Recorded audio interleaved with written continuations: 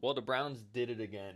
Yep, another little dose of magic from Barry in our office. You know, I saw the laser beam's eyes on Instagram. I said, he's cooking. He's locked in. Jedrick Willis was just the start. He was moving something, and that move was another Amari Cooper type trade for Jerry Jeudy, who the Broncos not even, I think it was 24 hours before that reported, saying they're ready to part ways, and they were on it like flies on shit, my man. You know, I guess we were just the first to the start on that one because I don't think there's any team out there that wouldn't throw a fifth and a sixth out for Jerry Jeudy. So my question is, was it that they were gunning for it the whole time?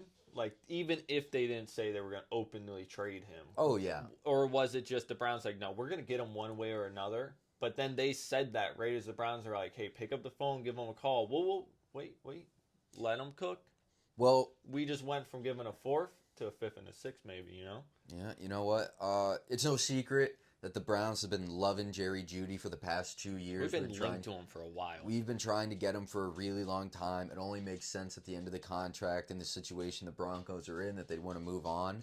And we got our guy. Yeah. We got the judge. Jerry Judy's a great addition to the team. Obviously, he has not necessarily lived up to the hype No. of what people were expecting from him. However, there's a lot of factors going into that we don't realize. Like, first off, having a QB change 2 years into your career. So, for 2 years, you have Russell Wilson, who got sacked more times than anybody else in that 2 years, throwing the ball to you. Before that, you had Drew Lock, correct? I was gonna say Drew Yeah, Lock. Drew yeah. Lock. And who was their rookie year? Who was his rookie In year? his rookie year, he had Drew Lock, Teddy Bridgewater? Jeff Driscoll, who we're Jeff familiar Driscoll. with. Oh, we are familiar with the Yeah, old what a Drisk. great game. Brett Ripken, and Philip Lindsay. Ooh. Yeah, that was an interesting season. That was the year that they had the guys coming off the bench because they had no QBs. That's right. Yeah, That's right. yeah. And then the next year you had Teddy Bridgewater and Drew Lock again. What are you going to really cook with that? Yep. I mean, let's be honest. No offense to Teddy Bridgewater, but Yeah. come on. And then you There's got a the reason Russ he era. retired. The first season of Russ was just awful. Yeah, it was very terrible. You know, and the thing is, you look at his stats, right?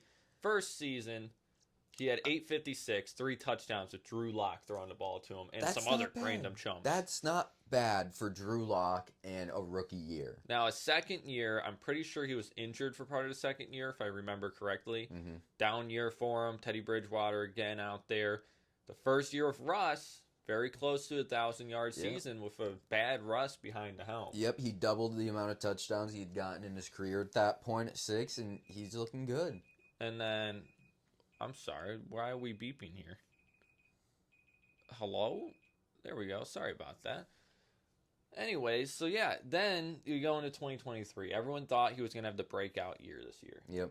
And unfortunately, he didn't. Nope. Even with Russ throwing a little better. But Russ wasn't moving the ball. You know what?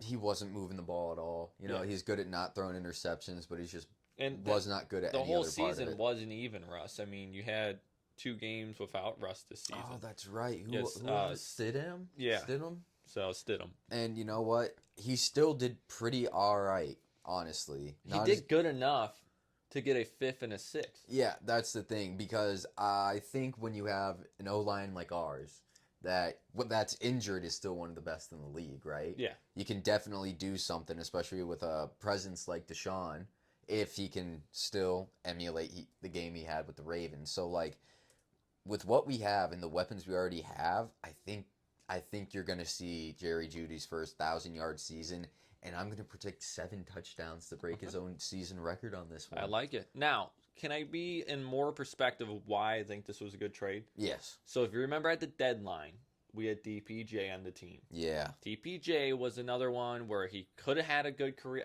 He was about off the wall. Yeah, he was really good for our team. So the thing is, we got a 6th for him. Mm-hmm. We swindled the Lions for a 6th. He never even really played for the Lions. And the fact that we got Jerry Jeudy, who's a proven, easily number 2 wide receiver. Oh, easily. And we got him for a 5th and a 6th. It's in the same deal where it's his rookie contract expiring. It's a no-brainer. Crazy. Now, the concern is with that, I mean, Jerry Jeudy, Elijah Moore, and Amari Cooper are coming up on contracts. So A lot of contracts in that room. where do you think that's going to lead with paying them? Well, I think honestly, if Jerry Jeudy progresses and has a good season, I think the obvious cut candidate for the Browns or trade, depending on how well the season's going, is unfortunately Amari Cooper. Yep. They won't have the funds to sign him back, so Nope. they may take the money, and this may be a Jerry Jeudy. But the thing is, you got to pay him next year too. You got to pay him next year. But too. you And rather Elijah. you rather pay the rookie guy. Yeah. I just got an Amari Cooper jersey. Yeah, this That's is why. tough. Yeah. Anytime you get a jersey, man, it just Last time it was Mayfield. yeah, you really got to stop with that. You really got to knock it off. So, to wrap it up, I think Jerry Jeudy, if he has a good year, is going to get a contract from the Browns. Absolutely, he will. The Browns will prioritize him and Elijah Moore because they're young compared to Amari Cooper. As much as we love you, Coop, but unfortunately, you're expensive, you're older, and we still got Njoku, who's proven that he can be close to 1,000-yard tight end. Absolutely. And you know what? Everyone should be excited because of the production that Elijah Moore had. I mean, if Elijah Moore could have the season he did, being the number 2 guy, I mean, think of how much of an upgrade we're going to have. I wouldn't mind the Jerry Jeudy, as Elijah number Moore. 2. No, that's going to be great next year when we get rid of Amari. Yeah. Like, that's going to be top. I mean, unless Amari wants to stay, possibly we're a championship team that says, hey, I'll play for cheap for you guys. I want to win the shit. That'd be the best case scenario. Yeah, and you got Drake Bell in the background, and you got Tillman still, who Tillman was pretty awful this season. He was pretty terrible. Bell really only had stats in the last game of the season. Yeah, he really did. He had that big performance against the